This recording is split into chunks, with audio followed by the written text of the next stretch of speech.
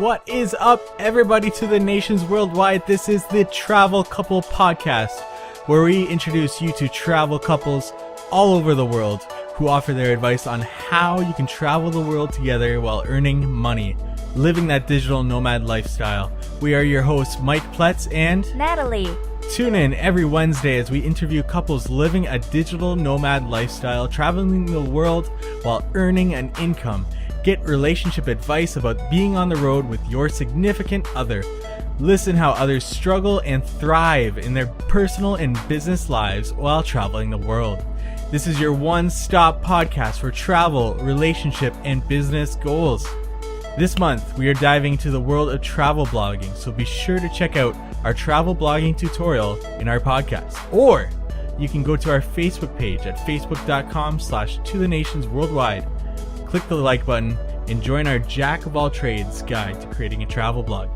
Here, we take you step by step to create a travel blog, from creating a website, choosing a niche, to writing content, gaining exposure, and eventually monetizing your blog. In today's episode, we talk with travel bloggers / vloggers from Canada, Felicia and Wesley of Feather in the Wind, featherinthewind.com and youtube.com/featherinthewind. They talk with us about their travels in Hungary, their passion of traveling, and how they gain exposure with their videos. Without wasting any more time, here's our interview with Fel and Wes. Here we are on the To the Nations Worldwide podcast, and I am joined here with Natalie. And our guests from Canada, Felicia and Wesley. Hello, Felicia, Wesley, and welcome to the show. Hi, guys. It's great to be here. Yeah, thank you for having us. Can you guys fill us in on who you are and what you guys do? All right. So we usually go by Fel and Wes, and we are a travel blogging / vlogging duo that go by the name Feather and the Wind. Excellent. And you guys, your website is featherinthewind.com? Yep, that's correct. Featherinthewind.com. And youtube.com/featherinthewind. Awesome. Yeah, I was looking at through your channel a bit there. I saw a really cool super soaker water gun fight. Oh, yeah. We were lucky to be in Thailand on the very first day of Songkran, which is their water festival, and we were able to go and have a water fight before our flight that same day. That was really cool. So did you go on the flight soaking wet? Well, some of our luggage was actually still like really wet. Yeah, our clothes, Oh, no. from the day didn't have time to dry, but it was worth it in our opinion. Oh yeah, that's awesome, guys. Yeah. Great. So you guys have a blog, featherinthewind.com, and you guys have a YouTube channel. Mm-hmm. What else do you guys get into? Social media wise, we've got like the Facebook, Instagram, Twitter. Not so much. We're not really using Twitter. But what else do we have? Yeah, we we like to do a lot on Snapchat and Insta stories. We connect a lot with our viewers that way. Yeah, your guys' videos are really cool. I like them. Who does the editing? I do the editing, most of the editing. Oh, nice. Yeah. Very cool, guys. Thanks. And your photos you post on the Instagram are really nice too. Who does the photography? It's a mix. The photography, we both do it, I think. And I like to post on Instagram though. I think we're like a little bit different as photographers, and like we edit our photos differently too, I think. That's true. Yeah. Oh, okay. Yeah. For sure. All right, guys. So we like to warm up our guests with some questions to reveal a little bit about their travels, your travels together as a couple. So let's get started here. All right. Okay, number 1. Where were you last? Where are you now? And where are you traveling to next? Okay, so last, we just got back from Japan, actually. And right now we are in Canada, Vancouver. Nice. Yeah, and Nice. for the next few months we'll be in Canada. Wes is from BC and I'm from Ontario, so somewhere in between we'll be there for the next few months, and then hopefully when it starts getting cold we'll go to Mexico. Oh, Mexico, nice. wow. Good choice. Yeah. So what was your most rewarding travel experience? Well, for me, it was on our last trip a few months ago. We went to my dad's Hungarian, so I'm half Hungarian, and we traveled to a small town in Hungary called Miskolc, and it's like a couple hours away from Budapest, and I don't think many tourists go there, but it's where my dad was from, and we got to go to the house that he was born in, and not born, but that he grew up in. And Nice. and we got to Sweet. talk to the neighbor, and they knew this 90-year-old lady knew my dad. It was really cool. That's really interesting. Yeah. So you have a Hungarian background? Yeah. That's Hungarian. great. My dad's Hungarian, so Yeah. It's always nice when you can go back and visit your roots, eh? yeah. No, it was it was very rewarding. And Felicia, do you have a most rewarding time? I want to see. I don't think anything would compare to Wes's. Yeah. But for me, I would say I was really moved by Japan, just because it was never a country that was on my bucket list, really. We were going there on our way back home from Asia, and I was pretty blown away by the culture, and I really felt. I know, we've traveled to a lot of countries, and some of them really move you in a certain way, and for me, Japan did that. The people and the customs, the language, the foods, everything about their tradition really sort of resonated with me, and now all of a sudden I'm kind of obsessed with Japan. Okay, nice. Yeah. That's great. So, what was your most awkward, embarrassing, or hilarious travel experience together? I always come back to this one day when it was last year. We drove across Canada, and we camped for 8 days. We just camped we drove for 6 hours a day, and we got to this spot where there was a lot of mosquitoes, Yeah. a lot. You should have seen Felicia's face. She had mosquito bites all over her face, and there was no toilet or anything. There's no outhouse. We were kind of in we were roughing it. So I went to a tree out in the woods to go to the bathroom, and we're just swarmed by mosquitoes. And Oh no. without getting into too many of the details, because I was fighting the mosquitoes, I ended up peeing all in my pants. Oh no. And yeah, it was an interesting day. Yes, that would be definitely up there. Oh, Yeah, that's a great story. Thank you. Thank you for sharing. you're welcome. So let's continue on to this next segment of our show. So we talked about traveling as a couple and any tips you guys can give about to other couples and traveling together. So we'll start with the first question. Okay, number 1. What do you feel are the pros of traveling as a couple? Oh, I think, I used to travel on my own a lot before I met Wes, and so for me it's really nice to be with someone who has the same passion for travel. And if I said to Wes, I want to go live in Guatemala for 6 months, he'll be like, okay, sure, let's do it. And so I think we're really fortunate in the sense that we can share this sort of Sure, you're passionate about. Yeah, we're both pretty open great. to anywhere. Definitely, yeah, that's excellent. Agreed. So what are the difficulties of traveling as a couple? Well, I think that traveling as a couple can make or break a relationship, but I agree. Yeah. it's just I don't know if this isn't a difficulty for me, but we're with each other 24/7.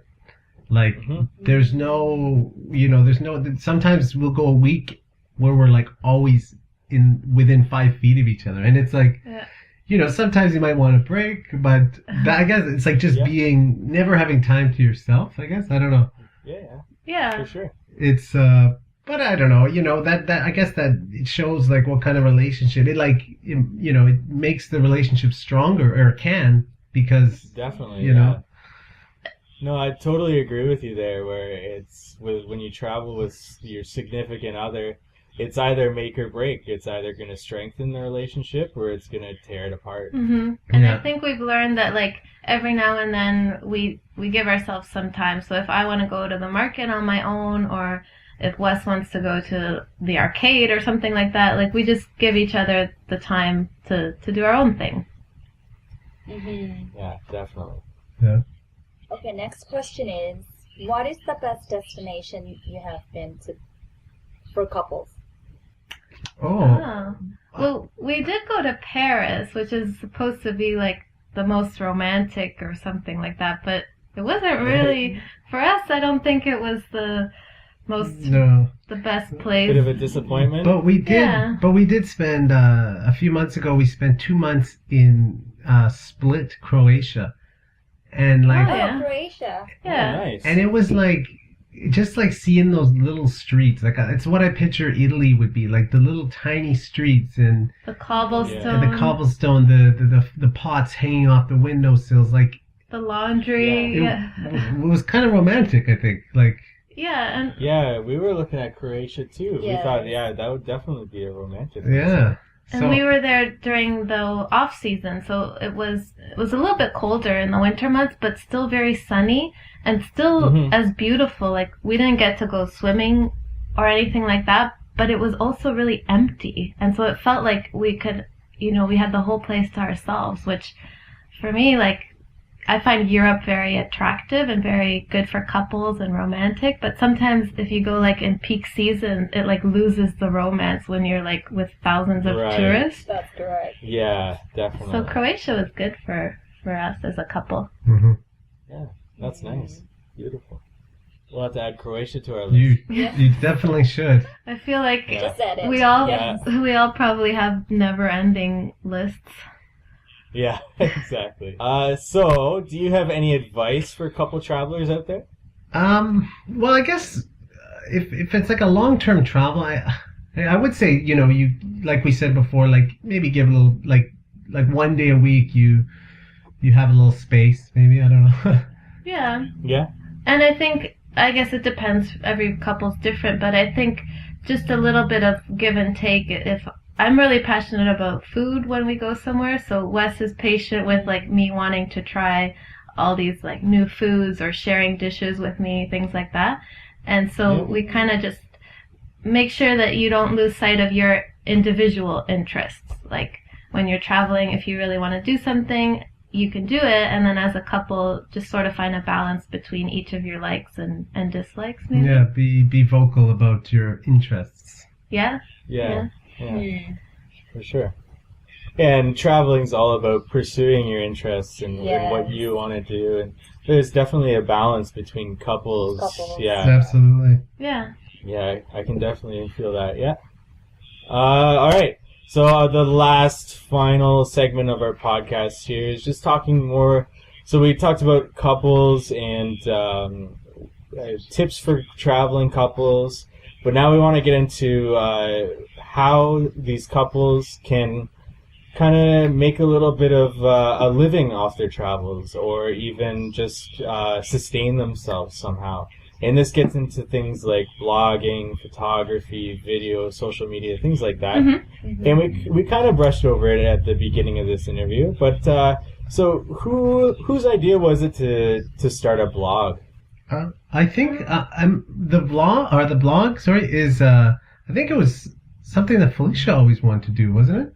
Yeah, this sort of ties into maybe like how our travel started, but I was the girl who, I worked in the corporate world, and I would always sort of daydream about traveling, and then Wes would see me watching all these sort of travel videos or like reading blogs, and it was like he could see my interest, but I would never actually quit my job if it weren't for him.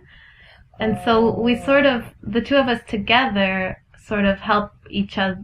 Or that's how we ended up traveling. I'll just say that. Like, I always wanted to have a blog, but I would never do it if it weren't for Wes. Like, I would never be brave enough. And so maybe the idea came from that. And then the videos sort of gave us the momentum, I think. Like, we grew our readership and our fan base, I guess you would say, definitely through our YouTube channel. Gotcha. Okay. Mhm. So then the blog definitely came before the YouTube channel, right? It did, Yeah. yeah. Yeah. Yeah. And then the blog was more like it was more like photography at first and writing. I think because we were traveling on a budget, the idea was to share as much budget advice as we could on the blog. Gotcha. And I remember, I think our very first post is like how to see an opera in Vienna for €3. And so it was like, I want to help people do it because, you know, it makes a big difference. You probably think, oh, I can't afford to go to the opera in Vienna. But if we could share all these little tricks we learned along the way, then that could help someone. Okay. Mm-hmm. Yeah. So Wes kind of takes care of the video. You guys both are into photography, and the blog was like kind of the starting point. Where do you guys go from there? Any plans in the future with all this? Well, yeah, we plan to, like, it's taken, I guess we started with the blog, we started writing, then we got a camera, and then we started filming, and then, you know, I learned how to edit, and we learned how to take pictures, and now I'm kind of freelancing with the editing. Okay. And then now it's like we want to make better videos. We want to keep making more videos, and we want to, you know, do more freelancing in terms of filming, not just editing, freelancing, but we also want to film now too. So For sure. we just want to keep learning and keep doing. Well, keep it up. Yeah. It's looking really amazing, guys. And what kind of equipment do you use when you're filming and when you guys are doing photography? Well, we recently did a whole, we Refresh. refreshed on all our gear, and we're going to use the next few months to really hone in on the video and editing skills. So we used to film on a Canon 70D. Okay. And now we actually have that up on Craigslist. If anyone wants to buy it. But now we're using a I found a problem with the two of us as a couple to have only one camera. Oh yeah, that's another thing. So we bought two cameras, one kind of better than the other, and we are using the GH5, the Panasonic Lumix GH5. And then I'm using a Lumix G85. And so that, I think, is also something when traveling with a couple, like sharing a camera when we're both really wanting to learn more about video and photography. It was a bit frustrating because we'd have to take turns, or like one of us would go out and then the other one would come later. And so that, I think this will be really exciting to each have our own thing. And then we also just got a drone, which is really exciting for us. Yeah. And we were holding off on that for a very long time, and we finally did it, and it feels great. Yeah, we're excited. Did you guys get one of the the Mavic, one of the ones that's easy to travel? Yeah, it's so compact and it's so nice. Like, to be able to travel with it and just throw it in your bag. Yeah, we had a little bit of difficulty with our drone on our last trip. Oh, really? Yes. We went to 4 different countries, and I have one of the big Phantom 3 ones, right? But we were going from South Africa into Morocco, and Morocco doesn't allow them in Oh. to the country, so I had to ship it back, and that was a bit pricey. Oh wow, I'm worried. I'm a little bit worried about that. Yeah, definitely going into whatever country, like research on the drone laws and everything. I was a bit surprised by that. I guess I shouldn't have been going. Morocco and even Spain, they don't allow any flying at all. Really? Yes, I've heard about that. Yeah. Oh wow.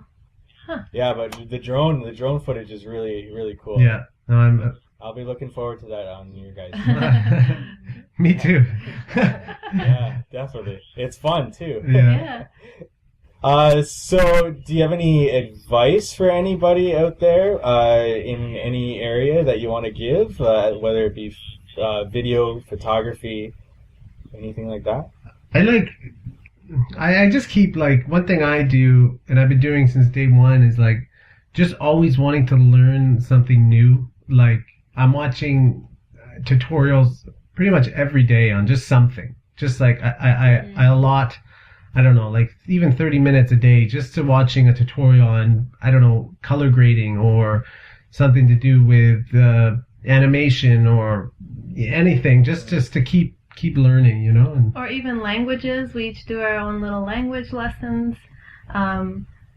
And I think all of that will help us on the road. And then I think my advice for travelers would be sometimes not to get so caught up in like the hot spots that people talk about. Like we mentioned Paris briefly, and like everyone supposedly wants to go to Paris, but you might get let down, I think, by a destination. And we've been really surprised by some places that, you know, people don't often talk about. When we spent, I think, over a month in Poland and really fell for the country and the people, and a lot of our subscribers are from Poland. And if you'd asked me a year ago, like we ended up doing a workaway in Poland where we, in exchange for room and board, we helped teach English, and we never had done that before. But if you had told me a year ago that I'd be, you know, feeding horses on a farm in Poland, I'd never believe you. And that's probably one of my favorite memories from last summer. And so you never really know what you'll like out there, and so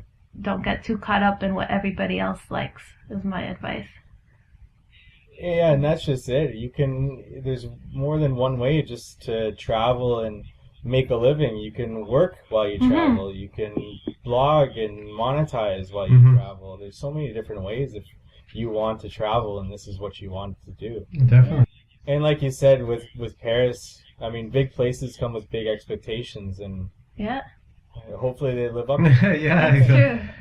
It's a risk, but Yeah, so we're wondering, like, how do you guys like promote your work and get traffic to your blog while you're on the road? Well, it's one of our biggest things, like, that has driven traffic to our blog recently was we made a small video on Facebook. Like, we don't usually post too much videos on Facebook, but we just made a little promo video for a destination in Hungary that we went to. And we added text to it and all that stuff, and it ended up getting like over 4 million views or something. Wow. And it was driving like thousands and thousands of people to our blog and to our Facebook, and it was really surprising. Yeah, and I think one thing is, like, you never really know what might go viral, in a sense. Like, we don't really know. One of our most viewed videos is like one that we made as an intro to our first day in Poland, and we had no idea that many people would end up watching it. And so, I don't know, we always push content out, but we never really know what's going to hit and what's not. So I just find that interesting. But if it's not sort of like a viral thing, like Wes said, we're trying to improve our SEO for Google searches and ranking really well for Mexico posts, which is something that we'd love to help people travel Mexico better, because we love the country, and we're always planning to go back and share more tips. Yeah. And then Pinterest is always driving traffic. Yeah, Pinterest drives like a good portion of the traffic to the site. With like Felicia makes the graphics for the.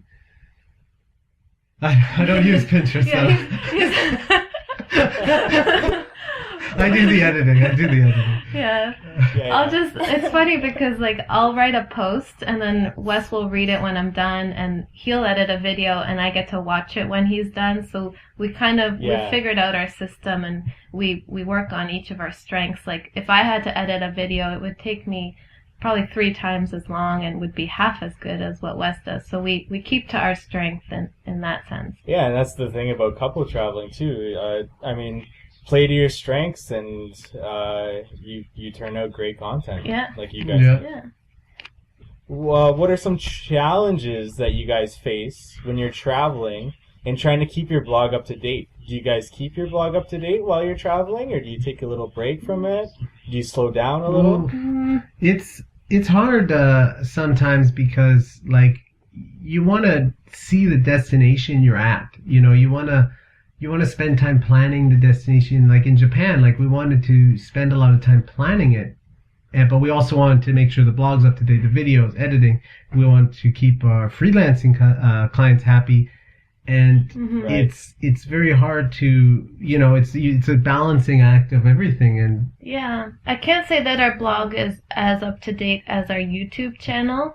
On our blog, we sort of we might still be writing about Europe, or we maybe if people are traveling to warmer destinations in the winter, we'll try to pump out content for those countries that we've been to.